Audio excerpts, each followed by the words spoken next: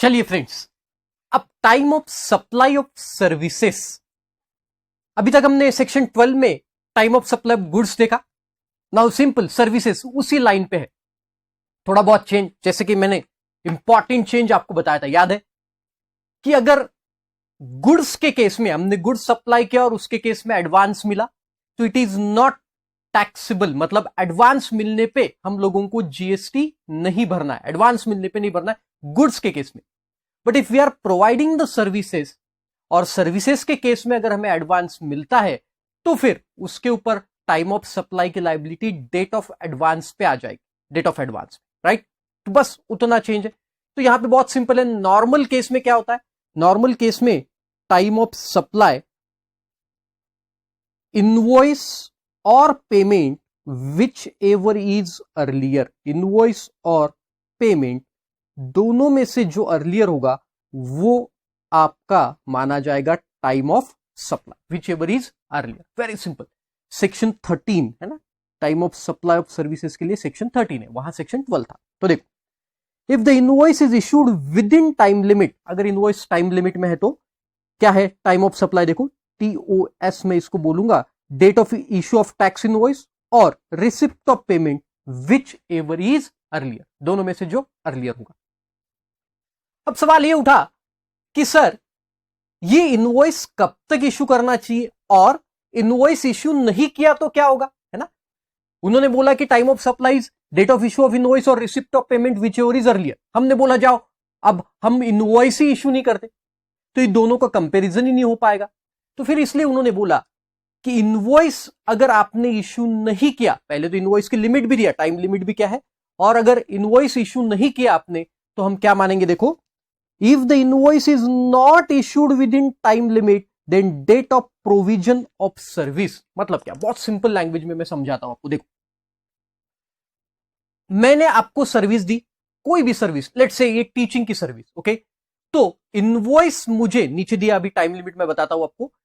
Service complete हो जाने पे या प्रोविजन ऑफ सर्विस में उसको बोलूंगा date of completion of service से विद इन 30 डेज मुझे इनवॉइस इश्यू कर देना है। सप्लाई ऑफ सर्विस के केस में within 30 days invoice issue कर देना है।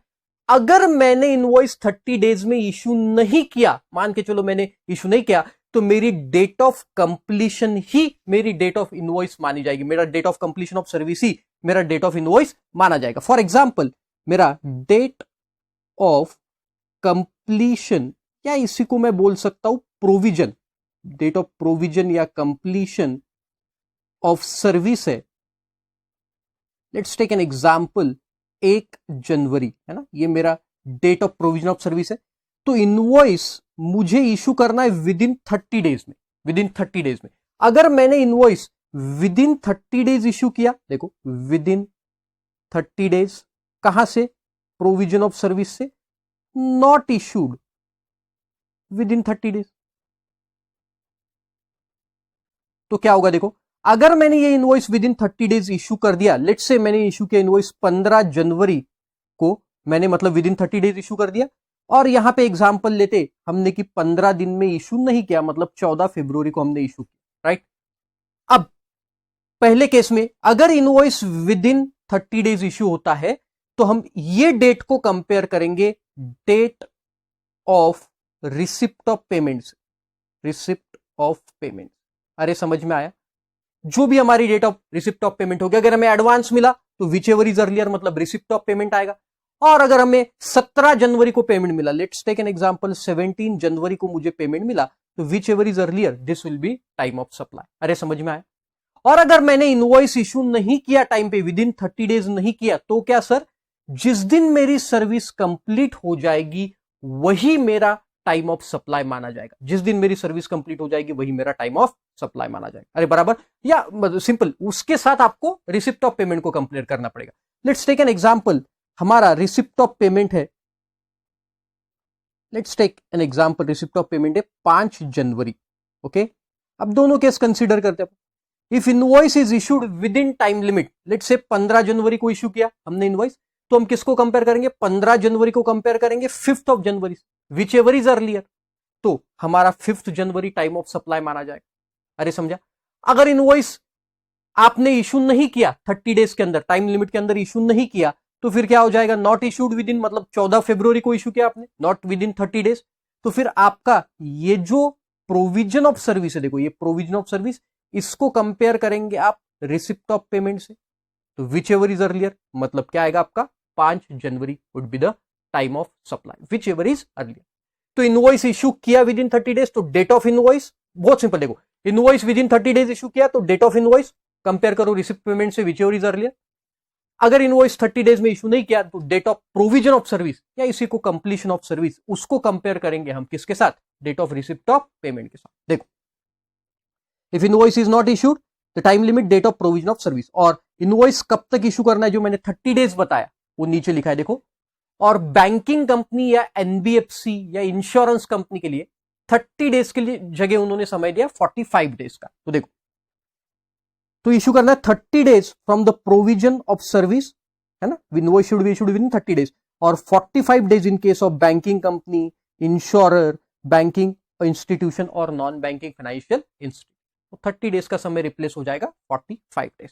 चल एक एग्जांपल करके देखो, time of supply of service determine TOS 25 जुलाई, 25 जुलाई को क्या हो गया, देखो बुकिंग ऑफ कन्वेंशन हॉल किया हमने, शादी होगी हमारी, तो 25 जुलाई को हमने बुकिंग किया और उसका अमाउंट था 15 लाख रुपए, 15 लाख रुपए। ओके, इसमें से एडवांस हमने 1,01,000 रुपए का उसी दिन दे दिया, 1,01,000 रुपए का एडवांस। देखो वर्ड ही एडवांस, अगर आपने एडवांस दिया मतलब इनवॉइस इशू नहीं हुआ, तो whichever is earlier, receipt of payment या फिर पेमेंट रिसिप्ट ऑफ पेमेंट या फिर date of issue of invoice. तो यहां एडवांस है, तो एडवांस के केस में तो हमेशा डेट ऑफ एडवांस ही क्या रहेगा गाइस, टाइम ऑफ सप्लाई।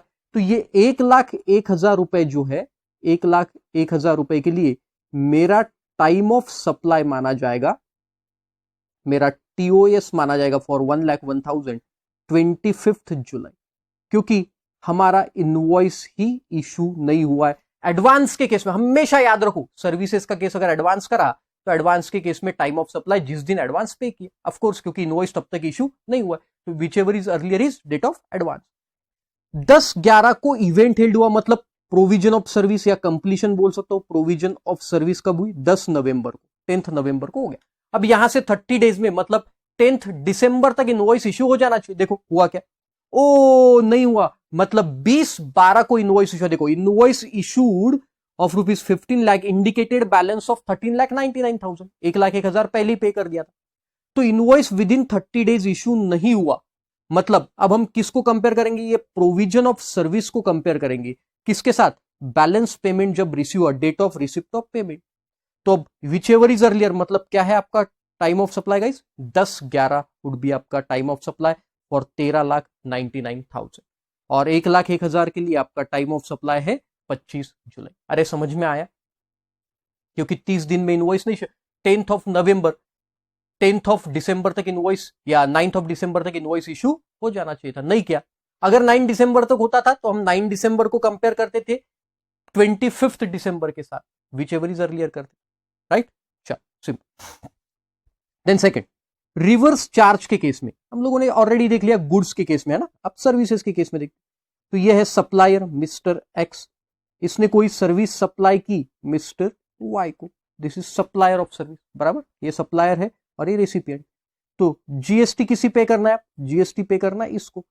तो what is the time of supply, तो हमने वहां क्या देखा था गुड्स के केस में, याद करो, गुड्स के केस में देखा था जिस दिन date of receipt of goods, date of receipt of goods, और 31st day from the date of invoice, right, याद है, या फिर जिस दिन ये पेमेंट करता है ना, डेट ऑफ पेमेंट और debit in books of account, अरे याद आ रहा है कुछ, debit in books of account, right. और हमने देखा था receipt of goods, receipt of goods, या फिर 31st डे देखा था, राइट, 31st डे। तो यहां 31st की जगह 61st डे आ गई, 61st day from date of invoice, date of invoice, बहुत सिंपल। और रिसिप्ट ऑफ गुड्स है, मुझे बताओ सर्विस ऐसी मिलती है, सब बोल सकते हो देखो सर्विस आ रही है, सर्विस है, गुड्स के केस में आप बोल सकते हो देखो गुड्स आ रहे हैं हमारे पास, सर्विस ऐसी दिखती है क्या आपको, can you be watch the service, आप देख सकते हो सर्विस को, ऐसे आ रही है सर्विस? नहीं, ऑफ कोर्स नॉट। तो इसके केस में ये कंडीशन आएगी नहीं, आपकी रिसिप्ट ऑफ गुड्स वाली जो कंडीशन वहां थी वो यहां नहीं आएगी।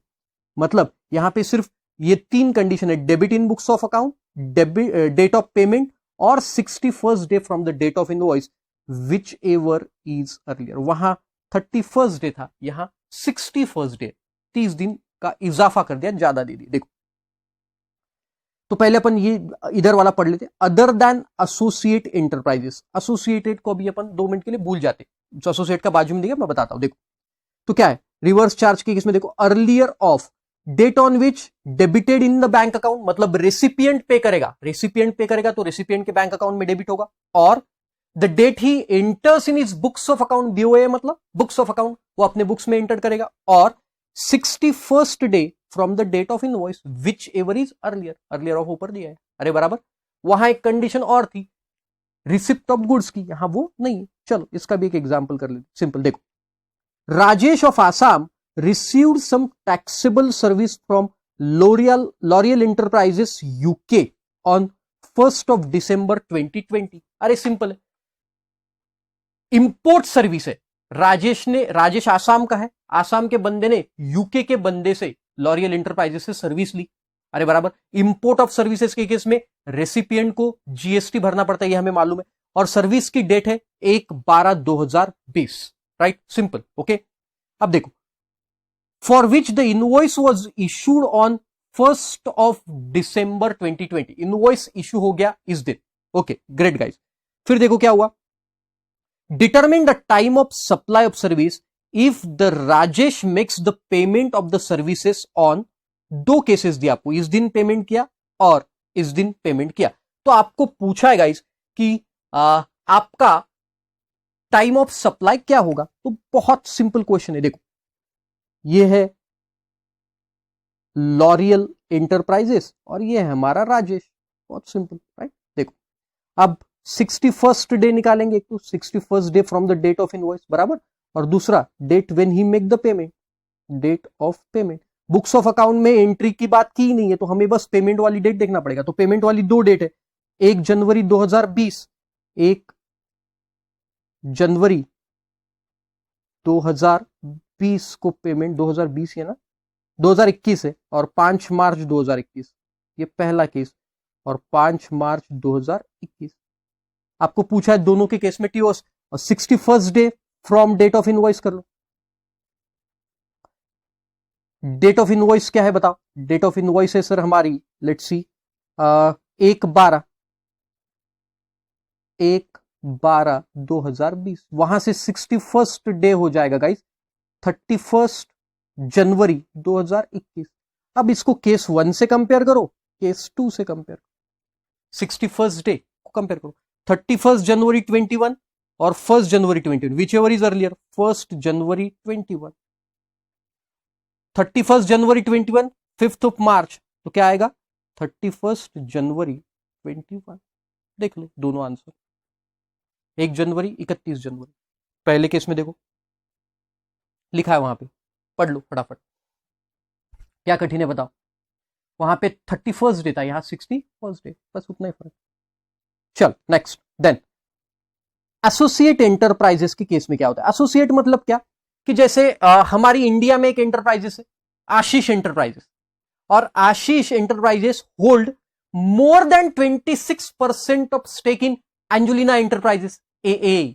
आशीष enterprises hold more than 26% in Angelina enterprises, तो ये दोनों को एसोसिएट एंटरप्राइजेस बोला जाएगा, है ना, 26% से ज्यादा होना चाहिए स्टेक, राइट। अब ये ऐसा एसोसिएटेड का ट्रांजैक्शन रहा, और अगर एंजुलिना एंटरप्राइजेस मुझे सर्विस दे रही है इंडिया में, तो भी रिवर्स चार्ज आएगा, इंपोर्ट ऑफ सर्विसेज, बट उसके केस में फिर ये रिवर्स चार्ज में रूल लगेगा। तो क्या सेक्शन बोलता है देखो, earlier of date of entry in the books of account of recipient, मतलब जिस दिन मैं रेसिपिएंट हूं, आशीष एंटरप्राइजेस अपने बुक्स में एंट्री करेगा, है ना, date of entry in books of account, और डेट ऑफ मेकिंग पेमेंट, या फिर मैं जिस दिन पेमेंट करूंगा, उसको पेमेंट तो करना पड़ेगा, एसोसिएटेड, मुझे जिस दिन मैंने बुक्स ऑफ अकाउंट में रिकॉर्ड किया या जिस दिन पेमेंट करूंगा, which ever is earlier is time of supply. Very simple, ये तो सबसे सिंपल है। चलो इस पे भी एक एग्जांपल है, देखो हाँ ये देखो time of supply associated enterprise. Okay देखो Apte and Apte is located in India, India में है। फील क्या करो चीजों को। It holds 51% shares of Wilson limited, US based company. Apte and Apte ने विल्सन लिमिटेड के 51% शेयर होल्ड किए and provides the business auxiliary services to Apte and Apte. Wilson इसको आपटे एंड आपटे को सर्विस दे रहा है, मतलब हमारे लिए इंपोर्ट सर्विस। कंसिडरेशन दिया है guys, date on which service provided ये भी दिया है, डेट ऑन विच सर्विस कौन से दिन प्रोवाइड की गई, इनवॉइस की डेट दी है, बट ये इससे कोई लेना देना है। हमको क्या डेट चाहिए, डेट ऑफ मेकिंग, मतलब जिस दिन आपटे पेमेंट करेगा या फिर अपने बुक्स में रिकॉर्ड कर। देखो date of debit in books of account of Apte, Apte मतलब आपटे ने जब पेमेंट किया, और सॉरी आपटे ने जब बुक्स ऑफ अकाउंट में रिकॉर्ड किया, और पेमेंट मेड बाय आपटे, ये दोनों में से अर्लियर क्या है, अर्लियर देखो this is your time of supply. Simple, आपको बस लिखना पड़ेगा कि एसोसिएटेड एंटरप्राइजेस है, उसके केस में date of debit in books of account और making payment whichever is earlier, तो ये अर्लियर। इसमें इनवॉइस का कोई काम नहीं, सर्विस कब प्रोवाइड की उसका भी कोई काम नहीं, सिंपल एकदम आरसीएम के केस। ओके आरसीएम समझ में आ गया। और अगर नॉर्मल है मतलब एसोसिएटेड नहीं है, तो फिर वो 61st डे भी देखना पड़ता है। और अगर नॉर्मल नहीं है मतलब एसोसिएटेड है, तो 61st डे देखने की जरूरत नहीं, डेबिट और payment whichever is earlier, बस उतना ही देखना है। Then continuous supply of service 13.2 continuous supply, बहुत सिंपल रहता है। देखो sir what do you mean by continuous supply of service, पहले ये भी बता दो। देखो गुड्स के केस में ऐसा टाइम फ्रेम नहीं दिया, मैंने आपको ऑलरेडी बता दिया था। अगर सर्विसेज का केस है तो उन्होंने बोला है अगर कोई सर्विस है जो आप कंजिक्यूटिव कंटिन्यूस पीरियड के 3 महीने से ज्यादा दे रहे हो, कंटिन्यूसली 3 महीने से ज्यादा दे रहे हो, और पेमेंट आपको पार्ट पार्ट में आ रहा है, तो इसे हम कंटिन्यूस सप्लाई ऑफ सर्विस बोलेंगे। जैसे मेरी बैच चल रही है, मतलब मान के चलो लाइव बैच है और 6 महीना चलती, 6 मंथ, बोलो whether it is continuous supply of service.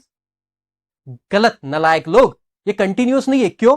क्योंकि सर मैं पेमेंट जो लेता हूं, मैं भले ही मेरी बैच 6 महीने चल रही, बट पेमेंट 1 स्ट्रोक में ले रहा हूं, so it is not continuous supply. Continuous supply के केस में सर्विस का ड्यूरेशन भी 3 महीने से ज्यादा होना चाहिए और पेमेंट भी पार्ट पार्ट में आना चाहिए, तब जाके इसको कंटिन्यूस सप्लाई ऑफ सर्विस बोलते हैं। यहां मैं सर्विस तो 3 महीने से ज्यादा दे रहा हूं, बट पेमेंट मुझे एक साथ मिल रहा है, इसलिए ये कंटिन्यूस सप्लाई ऑफ सर्विस नहीं हो। तो best example is construction service, जो 3 बिल्डिंग बना रहा है, 3 महीने से ज्यादा रहता है, और पेमेंट भी कंप्लीशन के इवेंट पे मिलता है, पार्ट पार्ट में मिलता है, that is continuous supply, right.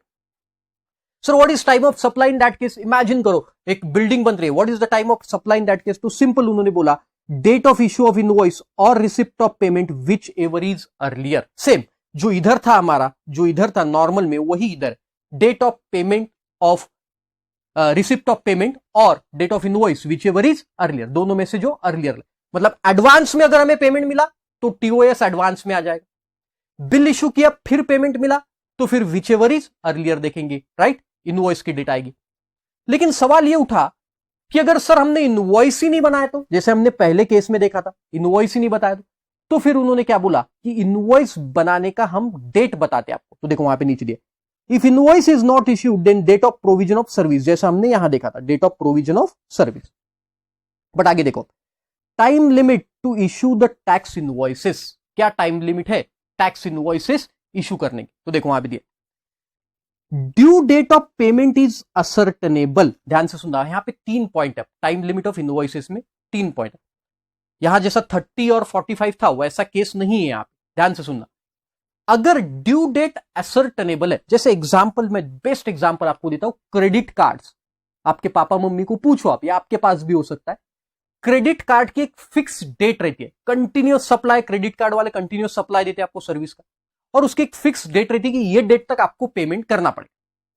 तो अगर ये डेट फिक्स है तो उन्होंने बोला है कि ये फिक्स डेट तक आप इनवॉइस एट और before that date invoice issue कर दो। तो देखो वहां पे क्या बोल, time limit of issue of tax invoice if the due date of payment is ascertainable, ये मालूम है असर्टेनेबल है, then from the date of contract, then contract हमारे बीच में और हमारी डेट भी डिसाइडेड है, then invoice shall be issued on or before such a date, ये डेट या उससे पहले आप इनवॉइस इशू कर डालो। ओके, दूसरा if it is not ascertainable, जैसे देखो मान के चलो कि मेरी बैच है, मैं सर्विस दे रहा हूं और मैंने बोला आपको है ना देखो एकदम नया नया पढ़ाने, सब एग्जाम्पल में, मैं नया पढ़ाने वाला नहीं हूं भाई, यार बहुत 10 साल हो गए मुझे, लेकिन ऐसे एग्जाम्पल दे रहा हूं मैं आपको।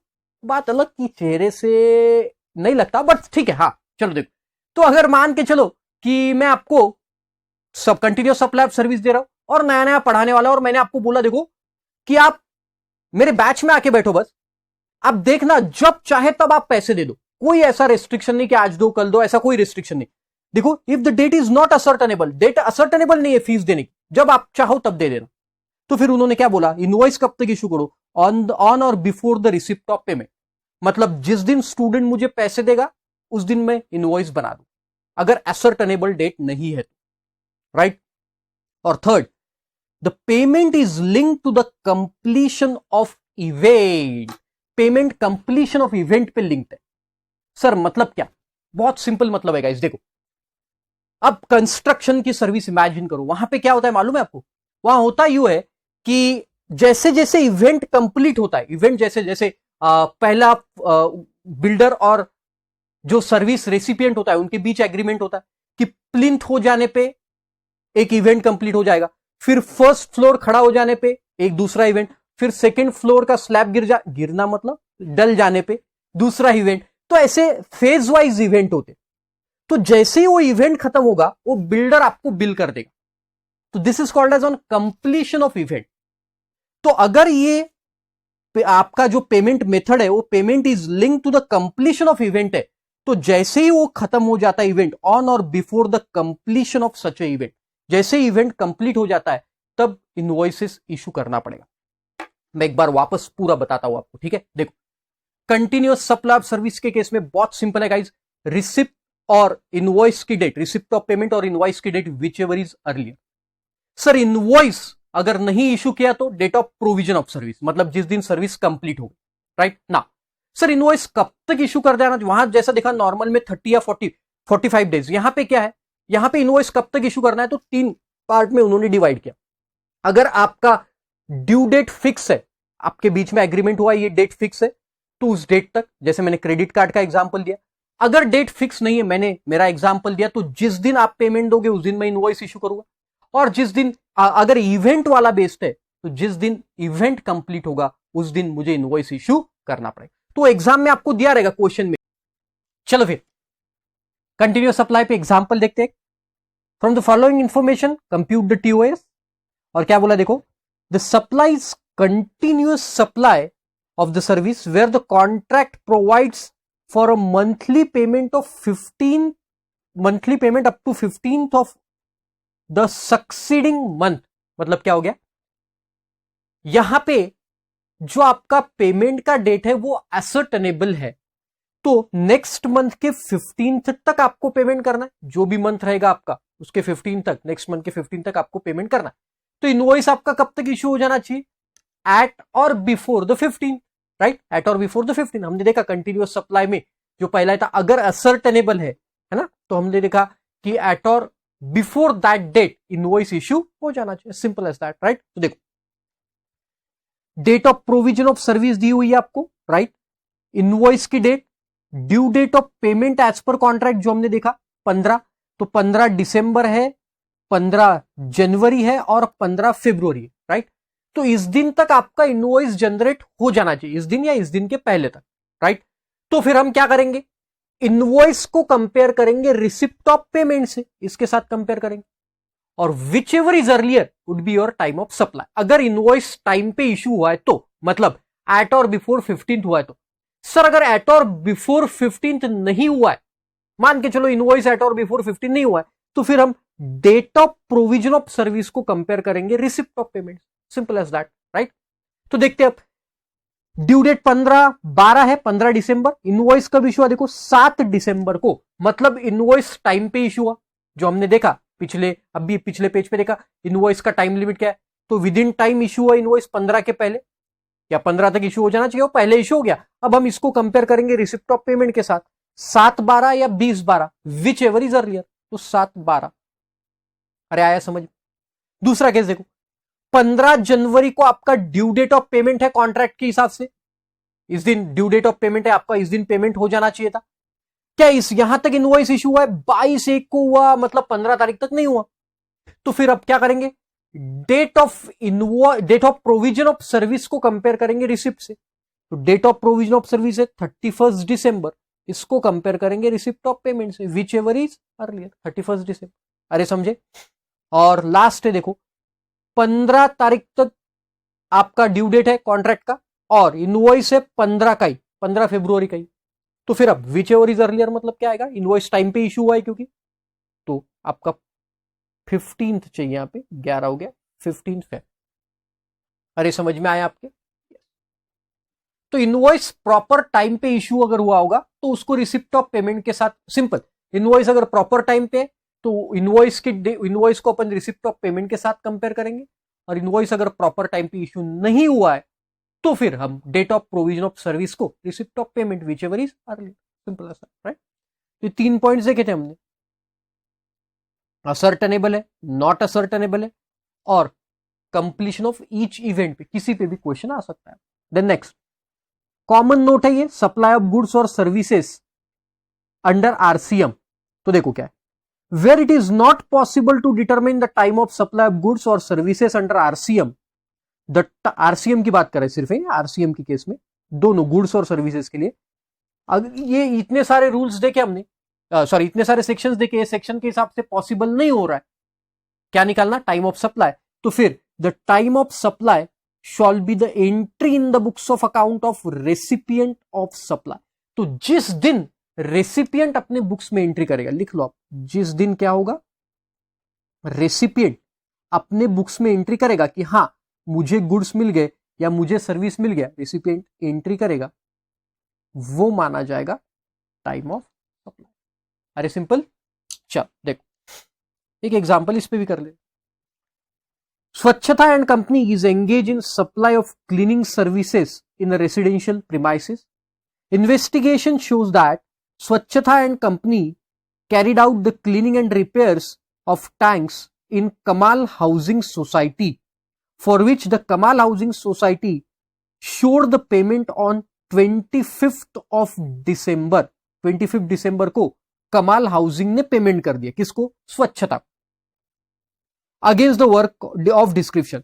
The dates of the work are not cleared from the records of Swachhata and company, and Swachhata and company have not issued any invoice or entered the same in books of account। तो देखो स्वच्छता and company जो cleaning services दे रही थी कमाल housing society को, और कमाल हाउसिंग सोसाइटी ने उसको पेमेंट कर दिया। अब इन्होंने जब इन्वेस्टिगेशन किया डिपार्टमेंट वालों ने, तो स्वच्छता एंड कंपनी जो है इसके बुक्स ऑफ अकाउंट से कुछ क्लियर नहीं हो रहा था, असर्टन नहीं हो रहा था। तो ऐसे टाइम पे हम क्या करते हैं, रेसिपिएंट उसके बुक्स में जब रिकॉर्ड करेगा that would be time of supply. तो रेसिपिएंट कौन है, कमाल हाउसिंग सोसाइटी, उन्होंने कब रिकॉर्ड किया इसके बुक्स में, 25th ऑफ दिसंबर को। तो 25th of December would be your time of supply. देख लो, अरे जमता, पढ़ लो एक बार वही जो बताया अभी। ओके, सो ये हो गया time of supply in case of services. पहले गुड्स देखा, ये सर्विसेज हो गया। ओके, देन एक छोटा सा सेक्शन, सेक्शन 14 है अभी। Okay, section 14। तो सेक्शन 14 दो पार्ट में है गाइस, 14A और 14B, ऐसे दो पार्ट में सेक्शन 14A एंड 14B। पहले समझ लो फिर आप कर पाओ। देखो ये है क्या बेसिकली, वो मैं पहले आपको समझा दूं, ये सेक्शन किस चीज के बारे में बोलता है।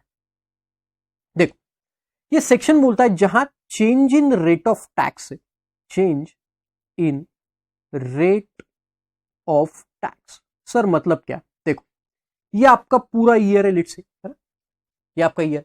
अभी ईयर में मान के चलो कि यहां पे 1 अप्रैल है आपका, 1 अप्रैल, और यहां पे 31 मार्च, राइट। अब हुआ क्या गाइस कि स्टार्टिंग में आपका लेट्स से 18% जीएसटी का रेट था मई महीने तक, 31 मई तक 18% का जीएसटी का रेट था कोई पर्टिकुलर प्रोडक्ट पे, GST at the rate of 18%। अब क्या हुआ, गवर्नमेंट ने कोई पॉलिसी चेंज किया और 1 जून से इसका रेट चेंज कर दिया और वो रेट कर दिया 28%, ज्यादा भी हो सकता है कम भी हो सकता है, एट द रेट GST 28% कर दिया फलाने प्रोडक्ट। अब सवाल ये उठा कि बहुत सारे लोगों ने सर्विसेज पहले ली हो सकती है, मतलब 1 अप्रैल से 31 मई तक, और पेमेंट बाद में किया हो सकता है, या फिर पेमेंट एडवांस में कर दिया, सर्विसेज बाद में लेने वाले, इनवॉइसेस पहले इशू हो सकते, इनवॉइसेस रेट चेंज होने। तो सर अब हम जीएसटी का रेट कौन सा पकड़े? तो ये जो सब उलझने थी, इसको सुलझाने के लिए गवर्नमेंट ने सेक्शन 14 बनाया। और सेक्शन 14 में मैं बहुत सिंपल तरीके से आपको बताता हूं। सेक्शन 14 में 2 पार्ट बनाए, सेक्शन 14A बनाया और सेक्शन 14B बनाया। ओके, सेक्शन 14A और सेक्शन 14B में एक बार समझ लो, एक बार में फटाफट समझ जाएगा आपको, राइट। 14A क्या है, देखो पहले समझ लो 14A क्या है।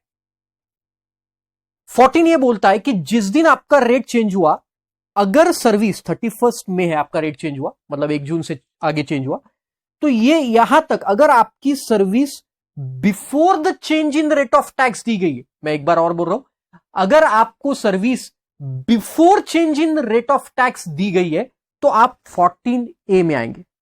अगर सर्विस कब प्रोवाइड की गई, कहिए बेटा, service before change in rate of tax दी, रेट ऑफ टैक्स दी गई है, तो आप आएंगे 14A में। और अगर service after change in rate of tax दी गई है,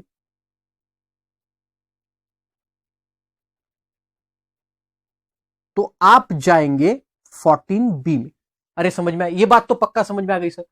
अब अगर सर्विस आपको बिफोर चेंज में दी गई है, देखो, तो उसमें 3 चीजें हो सकती है। क्या 3 चीजें हो सकती है वहां पे दी है आपको? देखो क्या, पहले तो एक बात समझ में आ गई, मतलब सर्विस अगर क्वेश्चन में दिया आपको कि सर्विस रेट के पहले, प्रोविजन ऑफ सर्विस या completion of service change in rate के पहले, तो फिर आप 14A में जाएंगे। आप 14A के प्रोविजन क्या है, देखो सर्विस आपको दिखेगी यहां पे, ये जो लाइन दिख रही है आपको, this line indicates change in rate of tax, this line indicate change in rate of tax, supply provided before change in rate of tax, change in before, supply of service before change in rate of tax, right.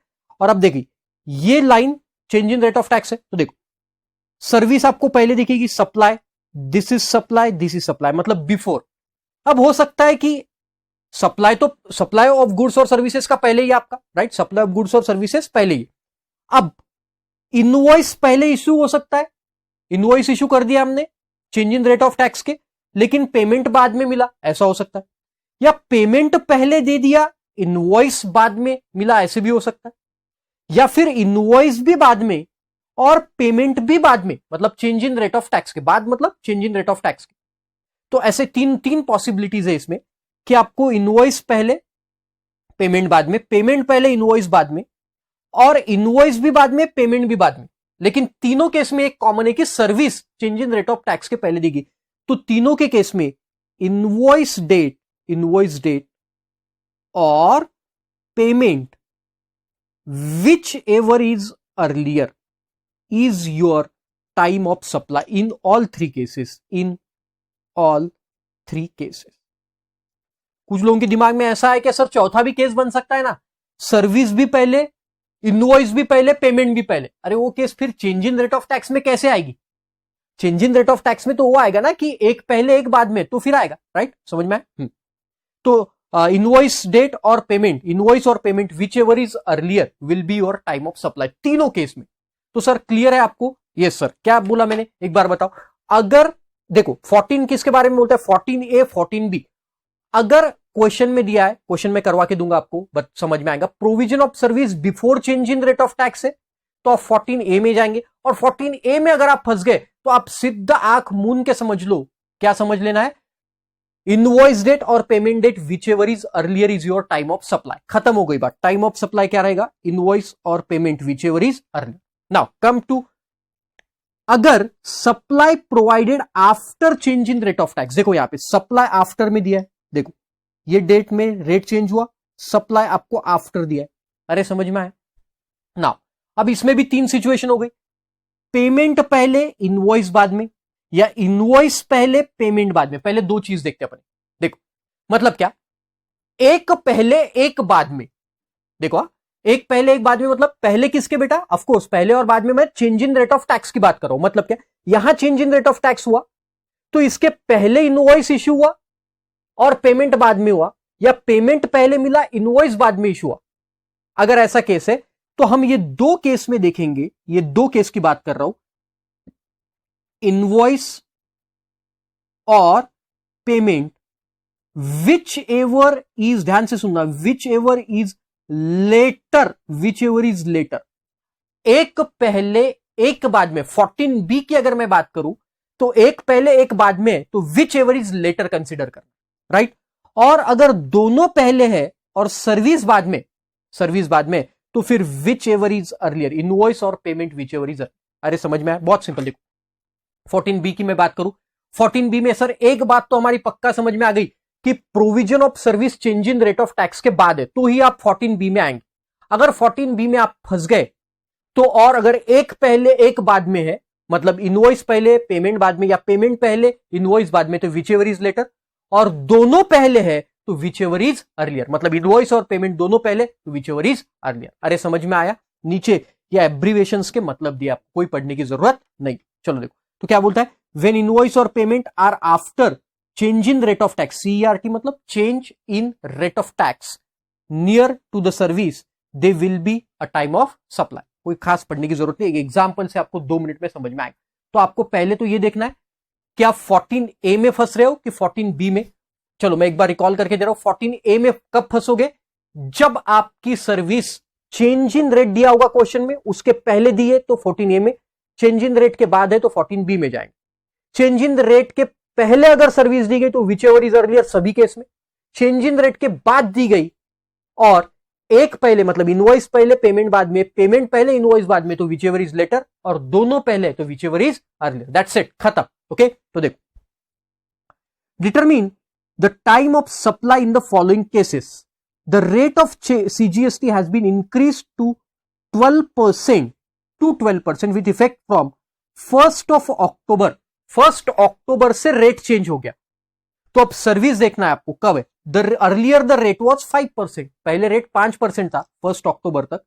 तो देखो क्या बोल रहा है ये, 1 October तक जो rate था, मतलब अपन 30 सितंबर पकड़ते, 30 सितंबर, यहां तक का जो रेट था वो 5% था, यहां से रेट हो गया 12%, राइट। तो अब पहले तो देखो कि सर्विस क्या 30 सितंबर के पहले, तो आप 14A में आएंगे तो विच एवर इज अर्लियर देखेंगे। इसके बाद है तो आप 14B में जाएंगे, और 14B में फिर एक पहले एक बाद में तो विच एवर इज लेटर, और अगर दोनों पहले मतलब इनवॉइस भी पहले रिसीट भी पेमेंट, लॉजिकल है भाई। देखो इनवॉइस भी यहां पे है और पेमेंट भी यहां पे मिला, तो ऑफ कोर्स पहले वाला रेट लगेगा 5%। अरे समझ में आया? तो देखो, date of supply of service, date of invoice, date of payment, right. और आगे वैल्यू दिए, कैसे सॉल्व करना मैं बताता हूं। आपको पूछा है determine the time of supply of the following cases, और हम टैक्स भी निकाल के बता देंगे। ओके तो आपके ये 2 फिंगर्स है, राइट। ये 2 फिंगर्स आप एक रखो डेट ऑफ इनवॉइस पे, राइट हैंड के 2 फिंगर्स को, एक डेट ऑफ इनवॉइस पे और एक डेट ऑफ पेमेंट पे। ओके ऐसे 2 फिंगर्स आपने रख दिए वहां पे। ओके और एक एक केस आपको देखना है, और एक लेफ्ट हैंड का एक फिंगर रखेंगे आप date of supply of service पे, लेफ्ट हैंड का एक finger date of supply of service पे, बाकी 2 फिंगर्स आप रखे राइट हैंड के इनवॉइस के और पेमेंट पे। ओके सर 1/10/2020 पे कौन सा फिंगर रखे, तीसरा हाथ है आपको नहीं, तो वो दिमाग में रखो 1/10/2020, इस दिन रेट चेंज हुआ। चलो तो देखते हैं अब, date of supply of service 1/10 हमारा रेट चेंज हुआ, बताओ क्या पहले या बाद में? पहले 25/9 मतलब पहले है। अरे समझ में आया? मतलब आप 14A में फंस गए। 14A में क्या बोलता है, विच एवर इज अर्लियर। तो आपके ये जो 2 फिंगर्स है उसमें से अर्लियर देखो क्या है, 5/10 या 8/10, तो सर 5/10 अर्लियर। नीचे आंसर देख लो, टाइम ऑफ सप्लाई है 5/10। अरे समझ में आया क्या? ना सिंपल 5/10, और 5/10 को क्या रेट ऑफ टैक्स था, 1/10 से चेंज हो गया, तो 5/10 को रेट ऑफ क्या टैक्स क्या था, 12%। तो 20 लाख पे 12% लगा दो, 2,40,000 आएगा सीजीएसटी। अरे आया क्या समझ में, अरे आया पक्का समझ में। चल नेक्स्ट, अगेन 1 अक्टूबर आपके दिमाग में तारीख है और आपका लेफ्ट हैंड का फिंगर सप्लाई ऑफ सर्विस पे 25/9। सर हम किस पे पहले सर्विस दी है, मतलब 14A में फंस गए। अब ये दो फिंगर में से विच एवर इज अर्लियर करो, क्या 25 सितंबर is your time of supply. तो देखो 25 सितंबर सेकंड का आंसर। 25 सितंबर को रेट ऑफ टैक्स क्या था, 5%। तो ये 10 लाख पे 5% लगा दो, ये 10 लाख का वैल्यू उस पे 5%, तो 50,000 आए। अरे समझे, ग्रेट। चलो अगेन दिमाग में 1/10 25/9 मतलब 14A में फंस गए। अब दोनों में से अर्लियर क्या है, देखो 30 सितंबर या 8 अक्टूबर। तो सर 30 सितंबर अर्लियर, मतलब टाइम ऑफ सप्लाई हो गया 30 सितंबर। बताओ 30 सितंबर को रेट क्या था, 1 अक्टूबर से चेंज हुआ, तब 5% था। तो 5% लगा दो 15 लाख पे, तो यह आ गया आपका जीएसटी 75। अरे आया क्या ध्यान में, तीनों केसेस ध्यान में आ गए। Yes sir. अगेन 1 अक्टूबर, अब देखो यहां पे date of provision of service है 4/10, मतलब बाद में दी गई। अब आपको देखना है क्या एक पहले एक बाद में या दोनों पहले, एक पहले एक बाद में तो विच एवर इज लेटर, और दोनों पहले है तो अर्लियर देखना है। तो देखो क्या है, दोनों पहले देखो 28/9 30/9 दोनों पहले, मतलब विच एवर इज अर्लियर, तो आपका पॉइंट टाइम ऑफ सप्लाई आएगा 28/9 को रेट ऑफ टैक्स था 5%, तो लगा दो 20 लाख को 5%, यह आ गया आपका 1 लाख। अरे आया क्या ध्यान में, करेक्ट। देन नेक्स्ट 4/10 मतलब आफ्टर है, सर्विस प्रोवाइड की गई 1 अक्टूबर के बाद। एक पहले एक बाद में, देखो चेंज के एक बाद पहले, मतलब time of date of invoice बाद में है, लेकिन डेट ऑफ पेमेंट पहले, एक पहले एक बाद में, विच एवर इज लेटर, मतलब अब आपका टाइम ऑफ सप्लाई हो गया 4 अक्टूबर। 4 अक्टूबर हो गया, देखो 4 अक्टूबर, और 4 अक्टूबर को रेट था 12%, 12% लगा दो आप 10 लाख को, 1,20,000 आए। अरे जम रहा है। और लास्ट सर 14B में फंस रहे, क्योंकि 1 अक्टूबर के बाद सर्विस दी गई। एक पहले है एक बाद में, एक पहले एक बाद में, विच एवर इज लेटर, मतलब 8 October is your time of supply, और 8 अक्टूबर को रेट था 12%, लगा दो 12%, 15 लाख, तो यह आएगा आपका 1,80,000। तो आपका टोटल टैक्स आ गया 7,60,000। टोटल कर लो सब। अरे जमता। सो इतना सिंपल रहता है guys, this is very simple chapter time of supply. एक बार अभी के अभी रिवाइज करो, आपको सब जम जाएगा। Thank you so much.